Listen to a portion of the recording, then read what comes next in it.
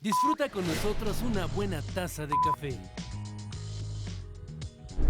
Uno casi puede predecir que va a aumentar en los homicidios y la violencia. Es que ahí estaba también hospedado un líder del cártel del Golfo. Entonces realmente iban sobre él. Nuestra cifra negra en periodos vacacionales, si bien ha bajado, no deja de ser significativa. El debate internacional entre Occidente está precisamente basado sobre el tema de la inequidad de ingresos. El mejor debate y un sofisticado análisis con la información de primera mano la degustamos con una buena taza del primer café.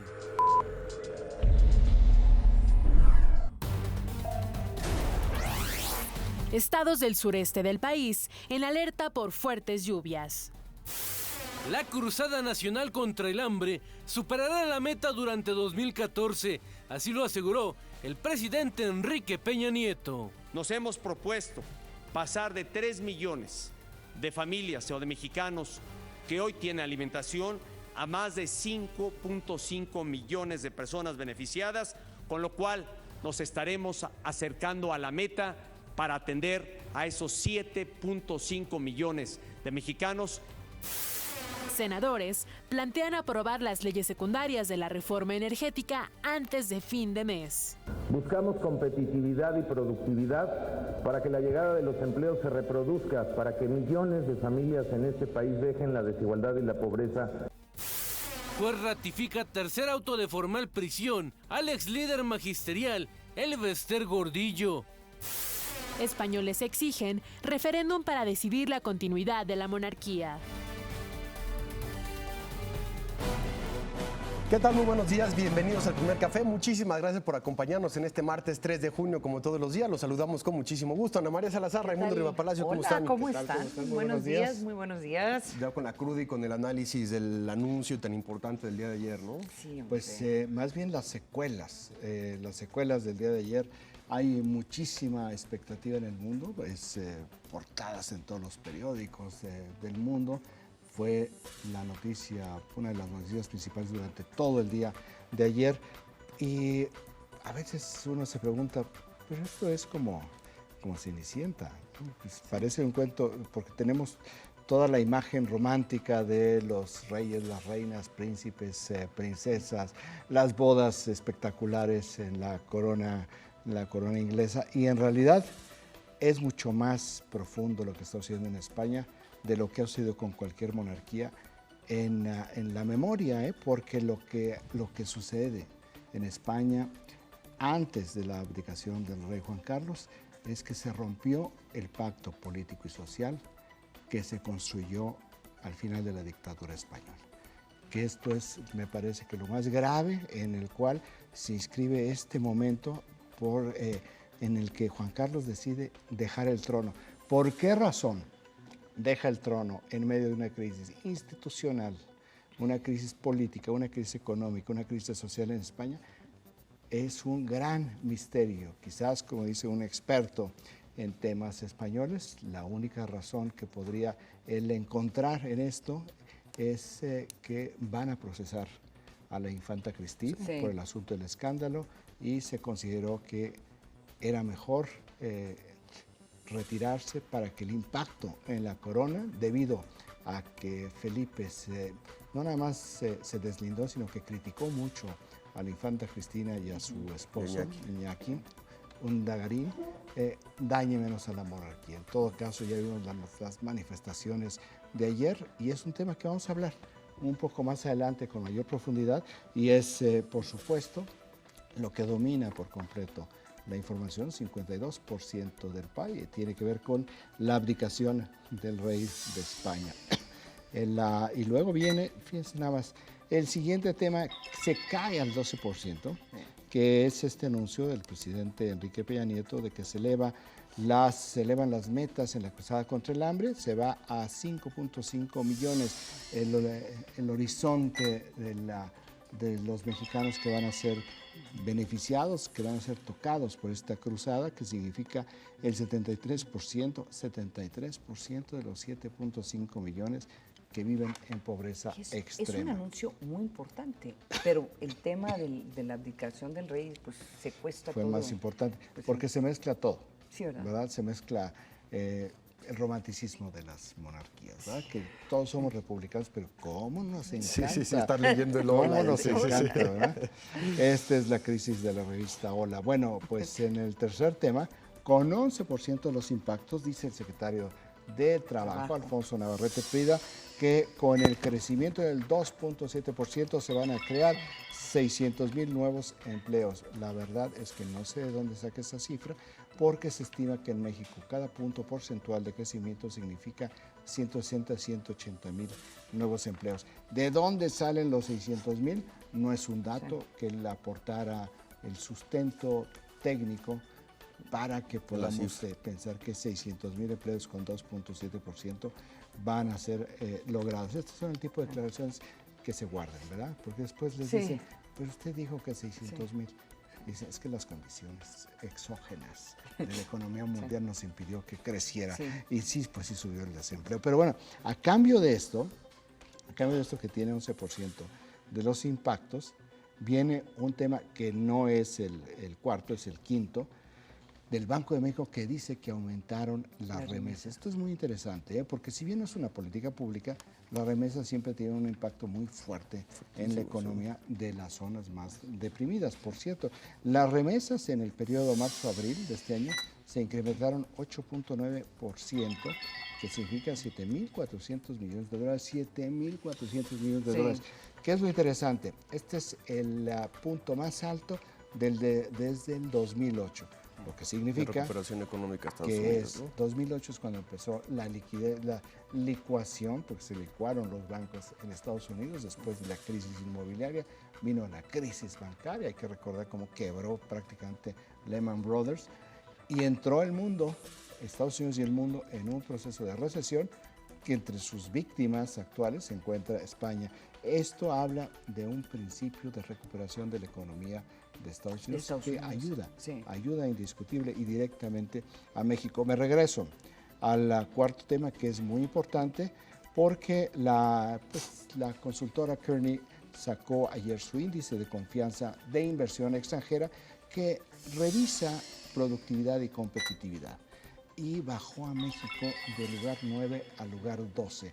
México perdió su lugar, perdió estar entre los 10 principales países que buscan los inversionistas extranjeros, frente a un país que extraña que haya interés en inversión extranjera, que es Francia, y otros que no, como Singapur y los Emiratos Árabes, que han venido subiendo de una manera bastante asombrosa. Se mantienen en el primer lugar de este índice Estados Unidos, China y Canadá. Mencionaba yo el quinto tema de las remesas, que está empatado con otro tema, igual, con 8%, que es esta iniciativa de senadores del PAN y del PRD ayer, la senadora Mariana Gómez del Campo, del PAN, y Mario Delgado, del PRD, sobre es una iniciativa contra la violencia escolar. Y lo que están proponiendo son amonestaciones e inclusive hasta multas para maestros y padres de familia que no atiendan las recomendaciones para frenar la violencia escolar.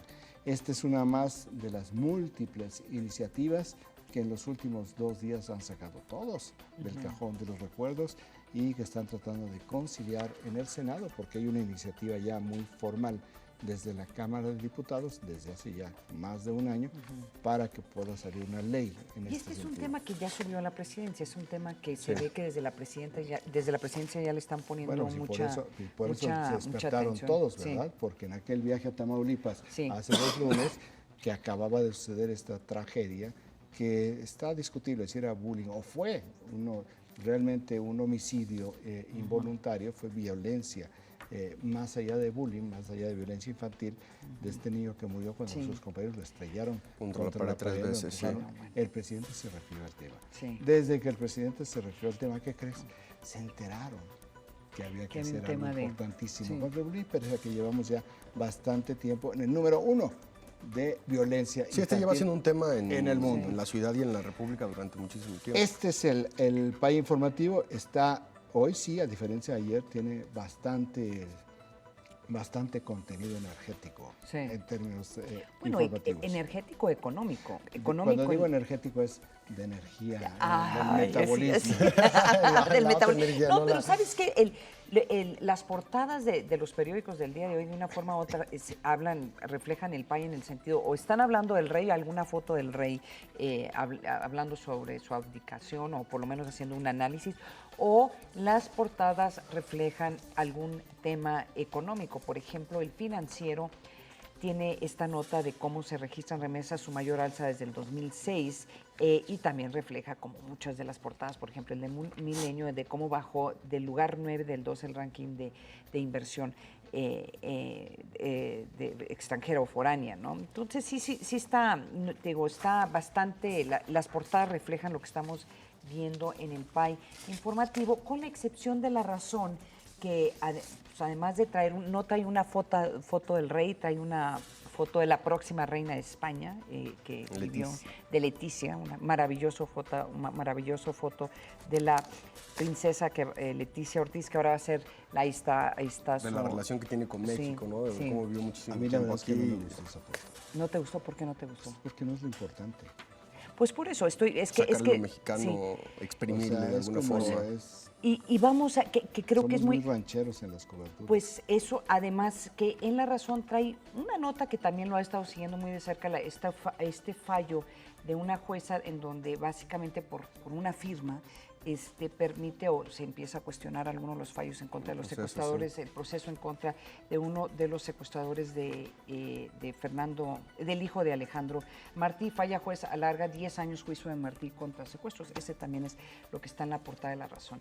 Y el New York Times recuerda que también es que esta semana estamos pues hay varios aniversarios importantes. Se encuentra Barack Obama y varios presidentes mundiales en Polonia, y se está recordando que hace 70 años fue D-Day, o sea, el día D. Hace apenas un par de horas se anunció precisamente en esta gira del presidente Obama que le pide al Congreso $1 billón para reforzar la presencia militar de Estados Unidos en Europa. Yo creo que esto también atiende directamente a lo que está ocurriendo en Ucrania y dentro también un momento en el que está criticando mucho su política exterior, ¿no? Entonces también importante. También recordamos cuando cae se marca como la caída del comunismo, o por lo menos por lo menos se marca esta semana la caída del comunismo, cuando Lech Walesa y todo este movimiento de solidaridad también se está celebrando este año. No, pues la caída del comunismo se marca con la caída del muro de Berlín. No, pero el inicio fue con Lech Walesa y todo eso. Sí, bueno, por lo menos el involucramiento de Juan Pablo II. ¿Te refieres tú al relajamiento de las visas en Hungría y Checoslovaquia, que fue en mayo de 1989, que el relajamiento de las visas provocó presiones sociales internas en los países que ya venían en el proceso de la glasnost, que es la apertura política y la perestroika, que es lo fundamental, que fue la apertura económica que quebró las economías y que se da con todos los procesos, pero realmente el final es, si mal no recuerdo, 3 de octubre de 1989, cuando finalmente se cae el muro de Berlín. Se celebra lo de Tiananmen. Ese también está marcado en alguna de las portadas del día de hoy. Porque han empezado a salir documentos, ha empezado a salir información sobre lo que sucedió con el ejército chino ese día y cómo hubo un general que se negó a sacar los tanques a la calle y que provocó un cisma en la jerarquía político-militar de China. Al final sucedió lo que sabemos, que salieron los tanques a la calle, y lo que no sabemos, que ese general chino, quién sabe en dónde está, porque lo removieron inmediatamente, hicieron una purga en el ejército chino. Pero sí hay muchas efemérides que han cambiado al mundo, O sea, no es como que hoy es mi cumpleaños y a nadie le importa, ¿verdad? Ni siquiera a mí, sino que sí hay efemérides que modificaron por completo. Y otra parte interesante de recordar lo que pasó en Tiananmen fue hace 25 años. Entonces ya hay toda una generación de chinos que por mucho esfuerzo que ha hecho el gobierno chino de tratar de pues borrar ese momento, pues han tenido, hay todavía por lo menos algunos de esa generación, creo que relativamente poco, 20-25%, sabe o entiende qué fue lo que pasó. Qué importantes son las demografías. Sí, ¿verdad? 75% de los españoles no habían nacido cuando murió Franco. Exacto, sí. Están en las calles ahorita. La monarquía no tiene las sustento ataduras con esa culturales, claro, políticas, históricas que tiene para muchos otros españoles. Pues esas son las primeras planas del día de hoy, lo que tiene el país de la agencia Intelite en cuestión informativa. Vamos nosotros a un corte aquí en el Primer Café y regresamos con mucho más. No se vaya.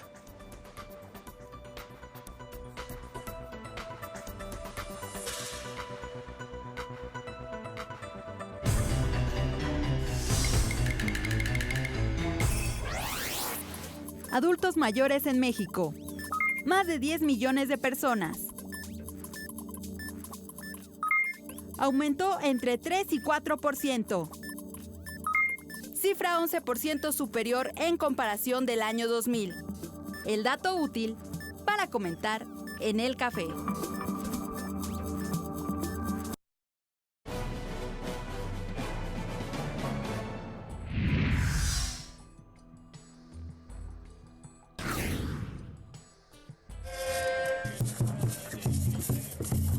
No todo es fiesta en Brasil.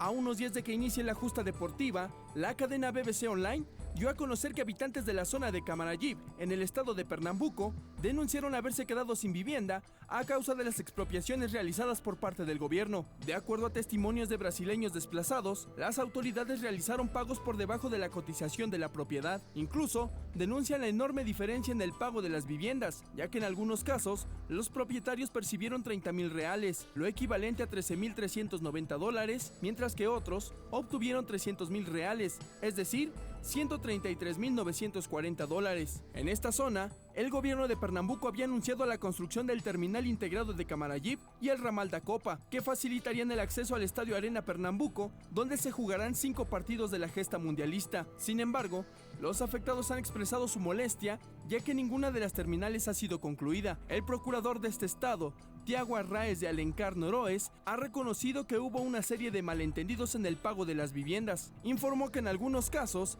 la indemnización fue baja debido a la situación irregular de los propietarios. Además, reconoció que se cometieron errores y que no se contó con una política de vivienda adecuada. Como respuesta, la Secretaría de Comunicaciones de Brasil refirió que en estos proyectos no intervino el gobierno federal, por lo que la responsabilidad es de las autoridades municipales y estatales. La investigación de la BBC indica que la Asociación Nacional de Comités Populares de la Copa y las Naciones Unidas para una Vivienda Adecuada constataron que hubo centenas de desalojos en las 12 ciudades sede, pero en muy pocos casos se ofreció la debida atención a las familias. A este escándalo se suma la información dada a conocer por el diario británico The Sunday Times, quien documentó que el exdirectivo de la FIFA, Mohamed bin Haman, presuntamente pagó más de $5 millones a varios directivos de fútbol africano a fin de comprar su voto para organizar el Mundial de 2022 en Qatar. De comprobarse este hecho, decenas de empresas españolas perderán cientos de millones de euros invertidos en este país para la realización del próximo Mundial.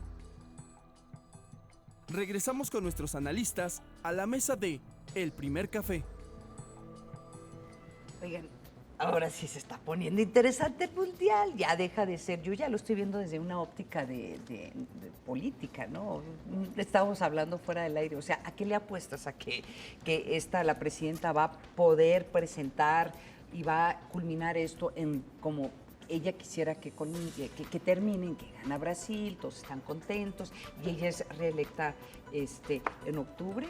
¿O cuál es la apuesta aquí, que esto, viendo estas imágenes, esto va a ser un total desorden, violencia, y que Brasil no gana, y ya una serie de cuestionamientos, si Brasil debe llevar a cabo las Olimpiadas o no, y gana pues otro equipo? Como diría alguien, ¿y cuál es la pregunta? La pregunta es, ¿a qué le apuestan ustedes? ¿A qué le apuestas, mexicano? ¿A qué le apuestas? Esto va a ser un reportaje, los que están ahorita, los compañeros allá, ¿van a ser corresponsales de guerra o corresponsales deportivos? No, yo lo que creo que es mucho más complejo lo que estamos viendo. Sí. En este momento, no únicamente en Brasil, sino también en términos de lo que es el fútbol y cómo está condicionado por las apuestas y también cómo está condicionado por otro tipo de situaciones absolutamente corruptas. Aquí tenemos tres cosas en donde el único punto, el único común denominador es la corrupción.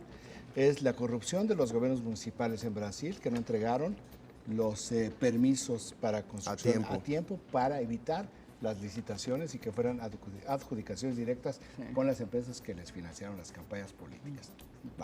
Ese es uno. Otro, pues lo estamos viendo aquí, esto que está sucediendo en las viviendas.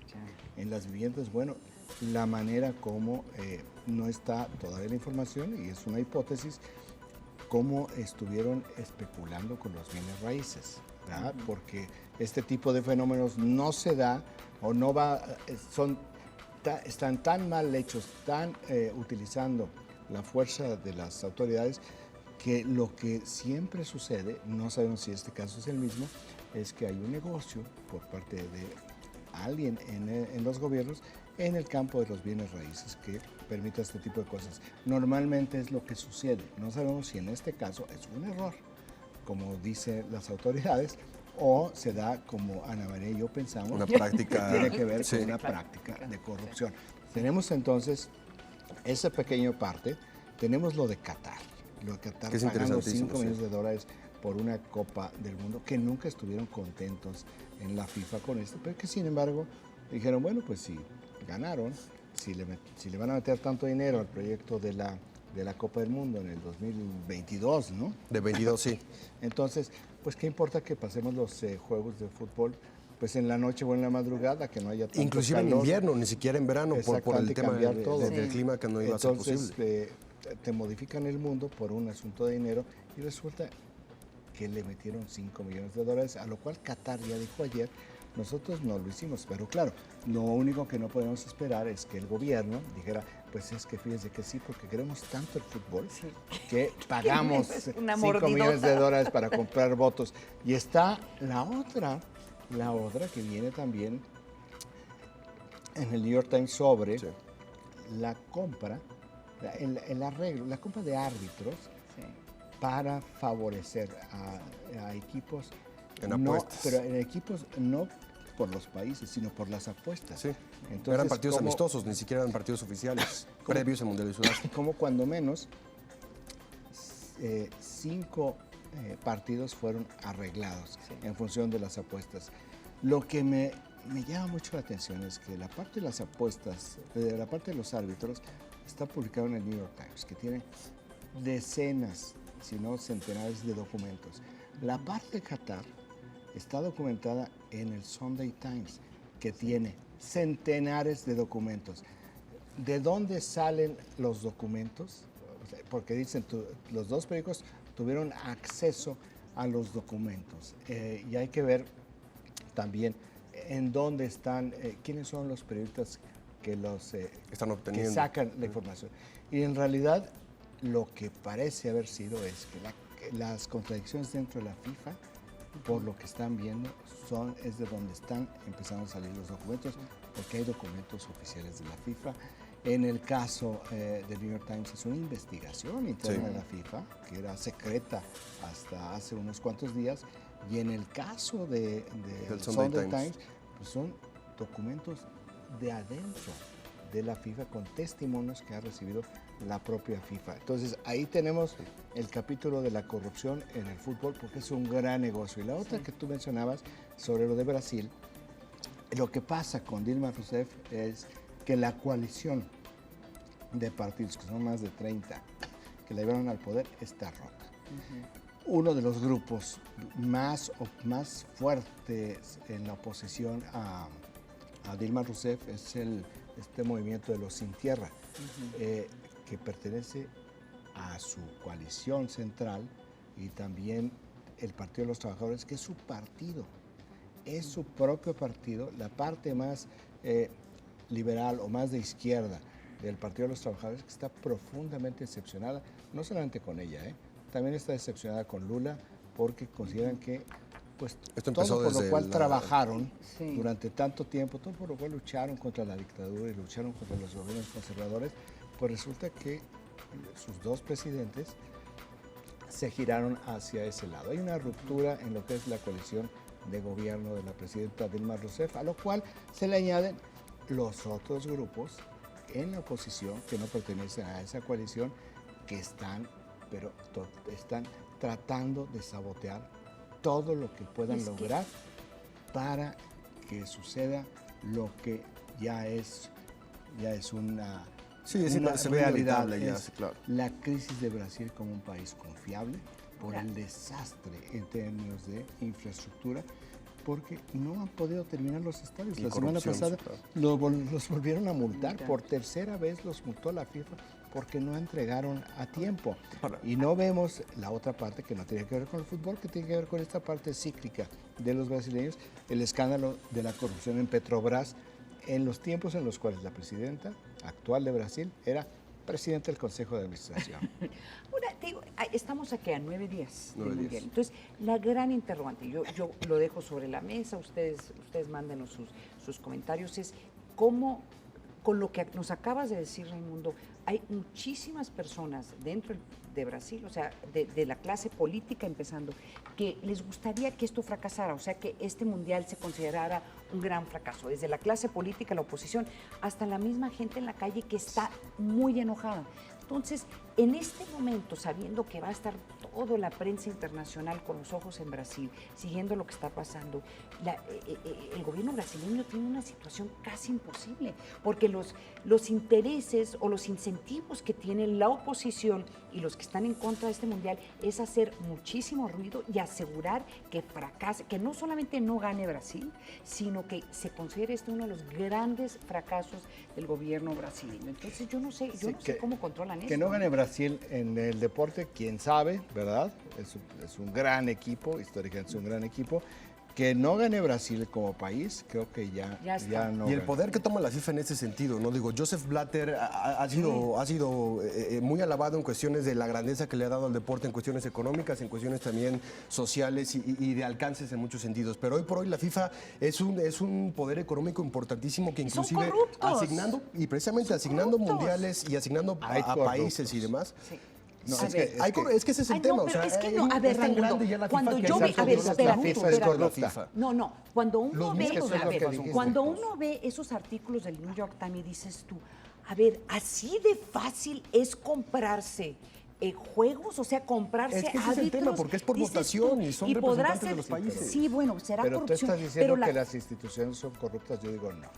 Que hay miembros dentro de la... No, pero alguien tiene que asumir la responsabilidad de lo que estoy diciendo que no, lo que discrepo es que tú digas que la FIFA es corrupta, yo digo no. No, la FIFA sí es corrupta. La relación de Joseph Blatter con jefes de Estado no tiene ningún otro, no lo tiene las instituciones no son corruptas. Las personas las personas que son parte de la FIFA son corruptas. No, hay gente dentro de la FIFA que es corrupta y hay gente dentro de la FIFA que está sacando esta información. La corrupción de Qatar llegó a tanto que ya el vicepresidente de la FIFA dijo el día de ayer que están abiertos a una votación de nueva cuenta, que si es Qatar, que sea Qatar, pero decían si no, que podía ser ya este fin de semana. Sí, puede ser. Si la FIFA fuera un gobierno, ya lo hubieran destituido, ya hubiera tenido que abdicar el rey de la FIFA. No, mira, aquí está la falacia de tu argumento. A ver. Es como decir México.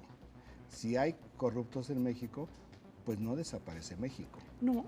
Te cambian el gobierno. Pero si hay corruptos en México, tiene alguien que asumir el costo político de esto y mandar a alguna gente a la cárcel. Es una discusión retórica. Lo que digo es que no son las instituciones, son las personas. Sí, claro, yo estoy completamente de acuerdo, pero aún así, te estoy diciendo, pero aún así las personas que son corruptas no han asumido el costo de lo que ha representado esto para... Por ejemplo, de los delegados de la FIFA se habla de 4 o 5 que fueron los que fueron invitados a Emiratos Árabes y que tuvieron... O sea, y son una votación de cientos de personas. Estás diciendo generó los anticuerpos. Y los anticuerpos es lo que saca estos documentos en dos medios de un impacto internacional. Lo de Qatar y lo que sucedió con el arbitraje. En los dos casos, qué casualidad, en vísperas de la apertura del Mundial, porque genera este conflicto hacia el interior. Miren, realmente, ya que no quisieron lavar los trapos sucios en casa, los vamos a tener que Y por último, con Sudáfrica y con Brasil, yo no sé cuándo la FIFA vuelva a dar un mundial a un país emergente. Yo creo que también esas son dos lecciones importantes. A ver si hay un país emergente que le quiera entrar al quite. No sé, esa parte no sé. No sé. Han sido perjudiciales en estas dos últimas ediciones para los gobiernos. En ese sentido se han dejado elefantes blancos. Sí. Sudáfrica no tenía una cultura. Por las cuestiones propias de países emergentes, ¿no? Aquí nadie esperaba el desastre de Brasil como organizador. ¿Y la monarquía es corrupta? No. Ya, Son María, las personas que son corruptas. A ver, ¿vamos a meterle ese tema? Sí, porque precisamente ayer la izquierda española pidió que se realice un referéndum sobre la monarquía española. Esto después de que el rey Juan Carlos abdicara al trono.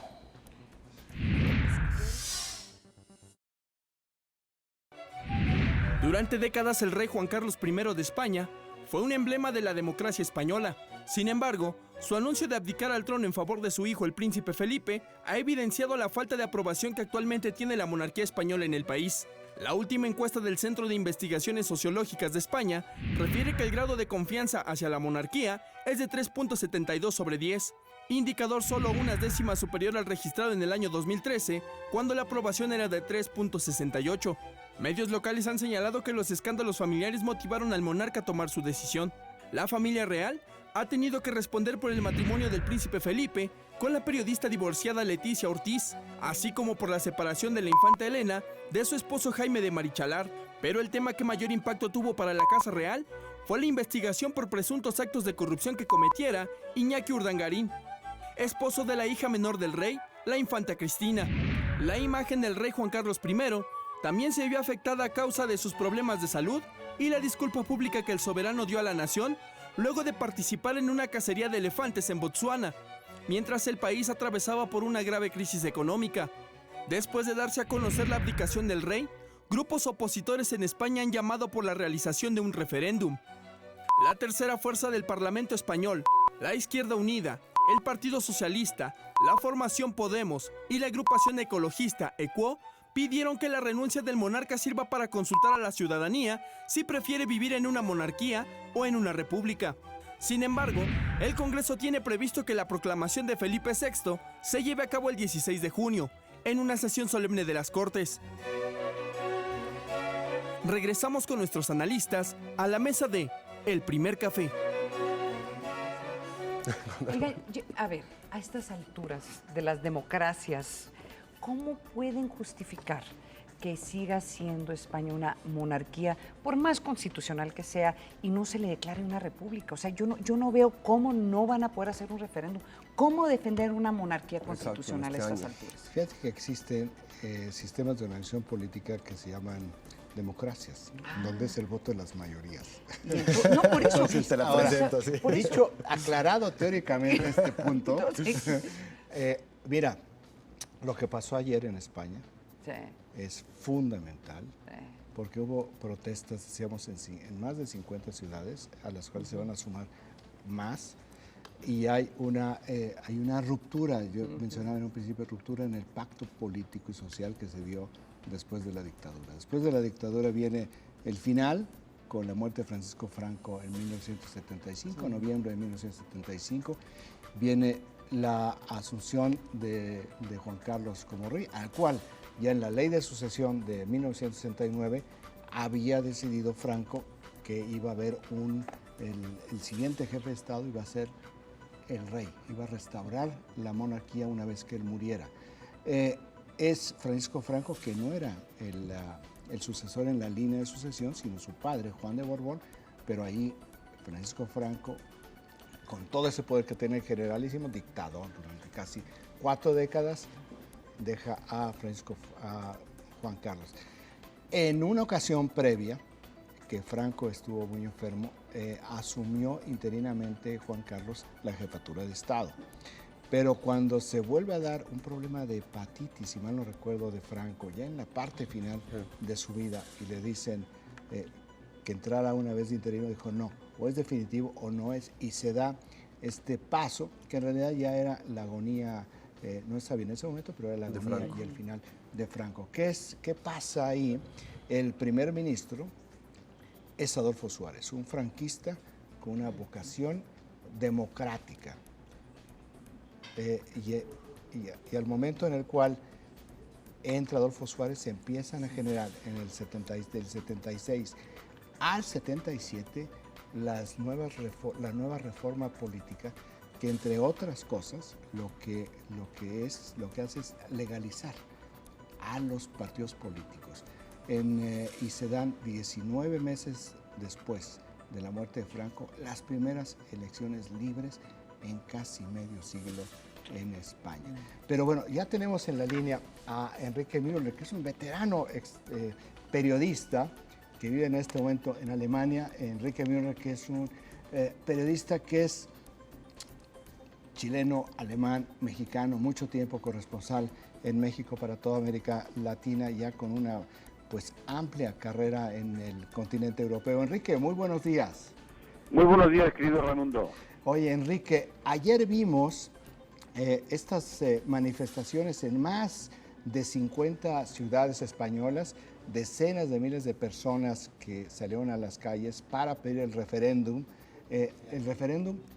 para la autodeterminación en varias comunidades, principalmente la parte más crítica y la parte más aguda de esta crisis sobre los referéndums es Cataluña, aunque también en el País Vasco estábamos leyendo que inclusive el Partido Nacionalista Vasco, que es conservador, está pidiéndole a Felipe que reconsidere también la posibilidad de que en España haya un reconocimiento en las urnas a través de los referéndums sobre qué tipo de modelo de país quieren. Y tenemos la cifra de que el 31.2% de los españoles, no de los catalanes, de los vascos, de los españoles, están a favor de referéndums para determinar la autodeterminación de sus comunidades. La pregunta, Enrique, con este contexto es, ¿qué tan serio es el quiebre político y social que se ve en España y cuáles pueden ser las consecuencias en el corto y en el mediano plazo?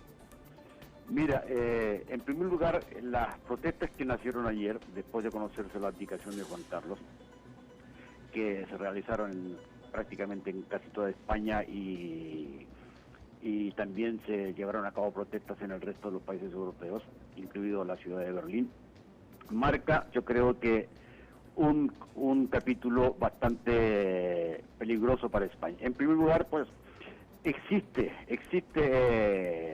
el rumor, porque no se puede confirmar nada todavía, de que el ascenso de los partidos que están a favor de la República en España, que se constató en las elecciones europeas, podría haber sido uno de los motivos que impulsó al rey a presentar su abdicación. Tenemos que tener en cuenta de que las elecciones europeas pues le dieron un varapalos terrible a los dos partidos más importantes de España, el Partido Popular y el Partido Socialista Europeo, Obrero Español, perdón, y que causó también la renuncia de Rubalcaba, un hombre que tenía plena confianza del rey y viceversa, y que le aseguraba pues una cierta estabilidad a la monarquía. Ahora, el rey aparentemente, y esto lo dicen muchos medios en este momento en España, ve peligrar el apoyo del Parlamento a la corona.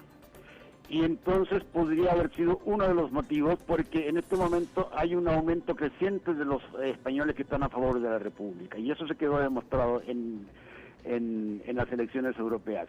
¿Qué tan peligroso puede ser esta corriente que empezó a nacer el 25 de mayo? Pues todavía está por verse.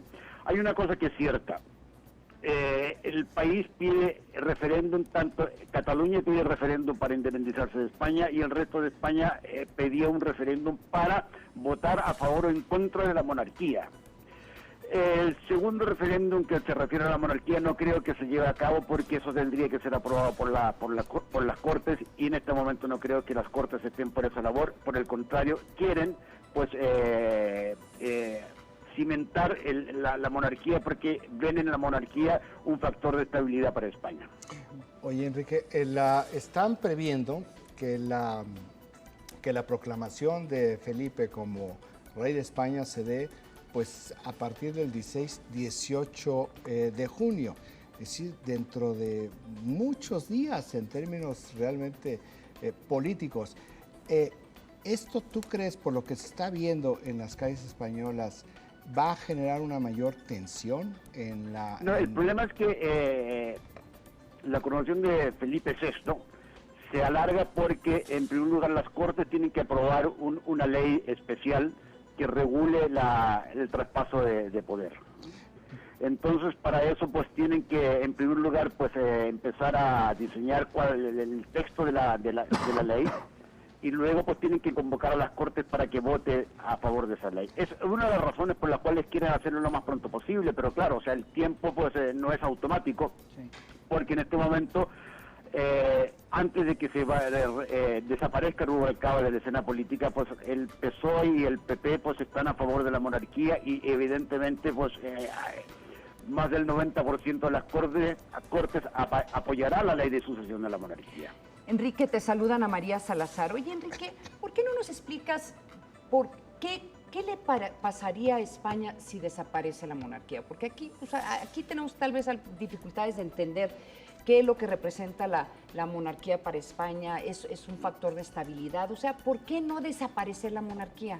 Mira, yo creo que habría que hacer un pequeño repaso a la historia española, y no nos olvidemos nunca que la renuncia de Alfonso XIII a la corona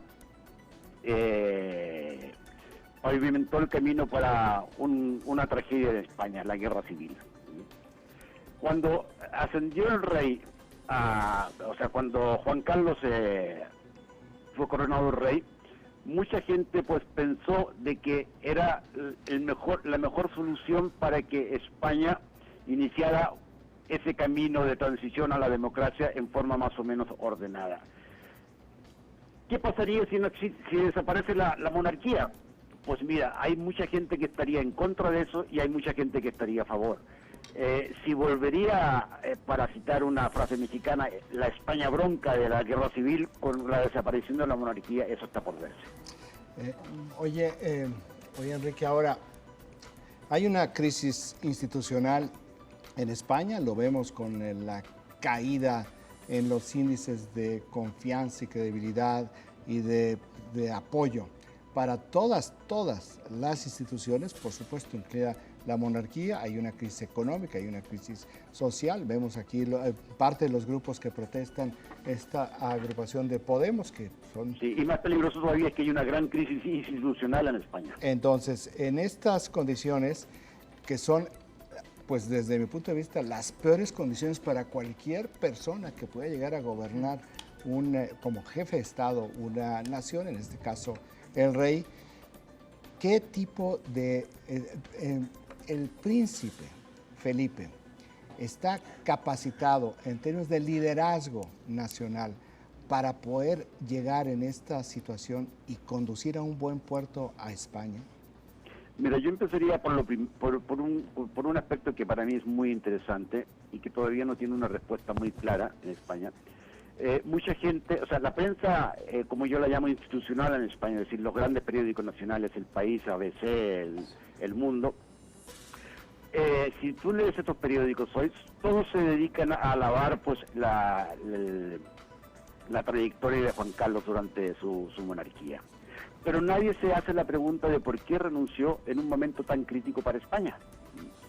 Y solamente puedes leer algunos comentarios al respecto en la llamada prensa digital, los llamados confidenciales, donde algunos autores bastante conocidos señalan que el rey ha elegido el peor momento para presentar su renuncia a la corona.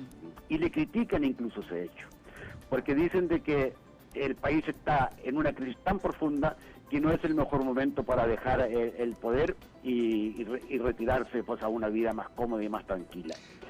Hay un refrán que dice que los reyes abdican cuando a un país le va bien, y que jamás deben abdicar cuando a un país le va mal. Ahora bien, tenemos el problema de Felipe. Según el rey, Felipe es el Borbón mejor preparado para ocupar el trono. Es cierto, pero evidentemente a Felipe le falta toda la picaresca, el humor, el apoyo que tenía Juan Carlos entre los españoles. Está por verse si Felipe va a ser un buen jefe de Estado, pero eso pues va a depender de él y seguramente también del apoyo que reciba de los grandes partidos políticos españoles. Enrique, ¿cómo estás? Muy buenos días. Te saluda Juan Pablo de Leo. Juan Pablo, buenos días. Muy buenos días. Una pregunta con respecto a la corrupción que mueve en estos momentos precisamente a la familia real, a los escándalos, a los procesos a los que están atendidos muchos de los hijos. ¿Qué podría pasar en ese sentido en cuanto a poder y en cuanto a proceso judicial, a la familia y lo que significaría esto política y socialmente para España, por supuesto, para la monarquía en este momento? Mira, este problema pues también está siendo discutido en estos momentos en España. Ayer hablaba con varios colegas en Madrid, porque piensan de que el famoso Iñaki Urdangarín y su esposa, la infanta Cristina, pues le han hecho un gran daño a la corona, y además existe la sospecha de que el propio rey Juan Carlos, pues en un comienzo apoyó y bendijo los negocios sucios de su yerno. Algunos colegas me han dicho de que podría ser uno de los factores por los cuales el rey ha decidido abdicar, porque está claro de que Iñaki Urdangarín será llevado ante un juez y es muy posible que la infanta Cristina sea imputada. El hecho de que la infanta sea imputada no significa que es culpable, pero evidentemente eso sería un tremendo golpe a la corona. Y ahora bien, ¿a quién dañaría? Pues a la institución, quizás al rey de alguna forma, pero el rey ya estaría fuera de circuito, mientras que Felipe ha dado señales de que desde un momento se alejó totalmente de su cuñado y de su hermana, e incluso él ha sido la persona que fomentó que la Casa Real pues simplemente borrara de su web y de todas las actividades a esta pareja. Enrique, pues te agradecemos muchísimo que nos hayas tomado esta llamada desde Berlín. Muchísimas gracias. Gracias a ti, Raimundo. Hasta la próxima. Muy buenas tardes en Berlín. Nosotros aquí seguimos. El presidente Enrique Peña Nieto va a España y pues dice la Casa Real que Juan Carlos va a mantener su agenda, pero en realidad pues, va a ser un ciudadano. Bueno, no un ciudadano. En España no hay ciudadanos, hay súbditos, ¿verdad? Súbditos. Entonces, pues el presidente va a hablar con el súbdito Juan Carlos, va a hablar con el príncipe Felipe, en un país donde no hay jefe de Estado. Va a una visita de Estado donde no hay jefe de Estado. ¿Qué otra de las señales fue que Felipe en los últimos eventos internacionales era el que representaba a España? Ya el rey Juan Carlos hace mucho que no se presentaba en eventos públicos. Son como los vicepresidentes en algunos países como Estados Unidos, que cumplen una función protocolar importante. En otras repúblicas es, por ejemplo, la esposa del presidente. En Estados Unidos, sabes, va Michelle Obama. Aquí lo hemos visto muy bien con la esposa del presidente, Angélica Rivera, que va, por ejemplo, a la beatificación de los papas, este tipo de eventos en los cuales la investidura presidencial debe tener cierto cuidado por las implicaciones domésticas. Por este vacío jurídico que hay en este momento, yo creo que subraya lo poco importante, no voy a decir poco, el hecho de que no es tan importante la monarquía, porque en principio en este momento no hay rey, ¿sí? O sea, aquí hay un vacío de poder que en cualquier otro momento histórico pues sería algo en donde sí se podría ver una lucha de poder muy interesante, pero en este momento no hay rey en España y pues ahí sigue. No, ahí sigue porque no hay una crisis. El rey de España, al ser jefe de Estado, él es el que maneja la política exterior y la política de defensa. Permíteme un segundo. Si en este momento estallara una guerra en alguna parte del mundo y le dijeran a España, oye, necesitamos tropas, no hay quien tome esa decisión. Hay un vacío político, por eso es una crisis institucional, no es un vacío jurídico. Por eso están generando este tipo de procesos. Pero hay un vacío institucional. Sí, es un vacío de poder, por eso un poco por eso el comentario, o sea, si es tan importante la figura del rey, le pasa algo a Rajoy, se caen los mercados, ya empieza a haber una crisis constitucional, o sea, no habría estas discusiones que estamos viendo ahorita de que si va a haber un referéndum, no, o sea, la diferencia en términos de quién ejerce el poder en este caso, pues es Rajoy, ¿no? Entonces yo de nuevo, y me gustó mucho la respuesta que nos dio Enrique, o sea, es como, ¿qué le va a pasar a España si no tienen un rey? Bueno, se quita un factor de estabilidad que podría ser muy importante en un momento de crisis. Pues adivinen qué, ya está la crisis, no hay rey y pues Ahí está. Y el país, la democracia sigue. Nada más me quedo con lo que dijo cuando Alfonso XIII. La abdicación de Alfonso XIII dio el espacio político para Primo de Rivera, que creara la falange, que agudizara las contradicciones, que hubiera intentos de golpes de Estado todavía en los 30s, que finalmente hubiera unas fuerzas republicanas que eligieron a Manuel Azaña, que hubo una crisis política en España que terminara con un golpe de Estado y con el inicio de la Guerra Civil Española, que dejó casi 400.000 muertos, más 200.000 muertos en los 2 primeros años de dictadura franquista. Te pregunto a ti y te pregunto a ti. ¿Ustedes se imaginan un golpe de Estado en este momento en España? No sé. Yo no. Yo no sé, yo creo que las condiciones externas, por las razones de la comunidad, de la Unión Europea, exacto, tiene este tipo de controles, ¿verdad? Entonces hay factores exógenos, pero no hay factores internos que puedan evitarlo, lo que te habla de una polarización. Yo me quedo, antes de irnos al corte, con el dato de que una tercera parte de los españoles no quiere ser español, es una tercera parte. No es de que no quieran a un presidente, no quieren ser españoles. Bueno, pues vámonos a un corte y regresamos.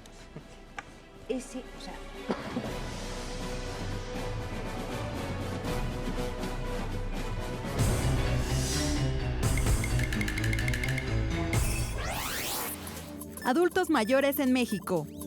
El Distrito Federal tiene una esperanza de vida de 76.5 años. Habrá 180 personas mayores por cada 100 niños. En 2050 habrá más de 33 millones de adultos mayores. El dato útil para comentar en el café.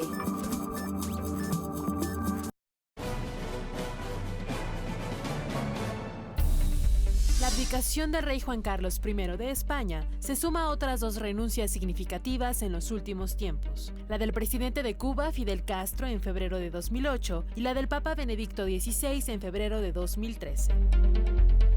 El comandante Fidel Castro, quien permaneció en la presidencia de Cuba por más de 50 años, dimitió de su cargo en medio de la falta de estabilidad y democracia del gobierno comunista en la isla. A esto lo acompañó su frágil estado de salud, que lo obligaron a ceder el cargo a su hermano Raúl Castro. Mientras que el Papa Benedicto XVI se despidió de su pontificado cuando se agravaron los problemas de credibilidad del Vaticano y de la Iglesia por los escándalos de pederastia, las transacciones oscuras del Banco Vaticano, las filtraciones y la caída de algunos sacerdotes. La falta de trabajo. Tocó el turno al rey Juan Carlos, quien abandonó el trono español en medio de una aquejada crisis económica y con el prestigio de la monarquía lastimado por decenas de escándalos. Pero sin duda, ni Raúl Castro, ni el Papa Francisco, ni Felipe VI tendrán el camino fácil al abordar el barco que dejaron sus predecesores. Regresamos con nuestros analistas a la mesa de El Primer Café. Oye, nadie llegó en una crisis como va a llegar Felipe, ¿eh? No. Y mira que fueron crisis. La tensión cubana ha sido muy interesante. Ha sido un largo proceso de tensión pacífico hasta este momento. Bueno, se lo dejó al hermano, no sabemos qué va a pasar después. ¿Qué tanto dejó el poder Fidel? Si Fidel abdicó, pero sigue metiendo la función. Yo estoy diciendo abdicar con todo el sarcasmo de la... Porque es como eso, es como una monarquía, pues ¿a quién se lo dejó? ¿A su hermano? Pues es lo mismo. Abdicar en cursiva, se heredó al hermano. No heredó al hijo, heredó al hermano. Entonces, sí, es un poco de sarcasmo en ese sentido. Pero pues sí, sigue siendo un factor muy importante de estabilidad ahí en Fidel Castro. Y sí, pues se habla de que sí sigue gobernando desde el hospital o de la cama, desde donde esté, ¿no? Yo creo que son 3 personas que entienden muy bien el momento en el que están, el contexto en el que están moviendo y que saben que por lo menos sangre nueva o otro tipo de acercamiento podrá de alguna forma resolver los temas. Yo creo que Benedicto tiene un tema muy importante, tanto Fidel con también la democracia y ahora el tema de sangre nueva en el Vaticano. Bueno, pues me parece que Francisco sí ha venido a relacionar sangre nueva, es concepto distinto. Concepto, exacto, ¿no? A eso me refiero. A ver, está hablando de que ahora los padres se pueden casar, imagínate, eso es un... No, se ha causado una revolución dentro de la iglesia. Yo no lo declaré. Sí, ¿yo por qué? ¿Yo por qué? Yo no tengo esa bronca. O los tres dijeron, bueno, yo ahí les dejo el paquete y me voy, yo me voy a descansar y ahí ve cómo le hacen. ¿No? Porque, bueno, pero sí hay una, en el caso del Vaticano hay una redefinición, en el caso de Cuba no. En el caso de España está es por una verse. incertidumbre total. Está por verse. ¿No crees que Cuba ha tenido también ciertos momentos importantes con Raúl Castro y también con la relación ya Obama? venía desde mediados de los 80s que se crearon los mercados populares que permitieron ya a los productores cubanos poder llegar a una especie de mercado sobre ruedas a vender sus productos. Ahí empezó y han venido gradualmente Queen Elizabeth, will you be next? ¿Será la siguiente, la reina Isabel? No creo, Eso es lo que pregunta el príncipe Carlos. ¿Y tú cuándo, madre? ¿Y tú cuándo, madre? No, aquí me quedo. No te muevas. Muchas gracias. Hasta luego, que tengas muy buen día. Muy bien.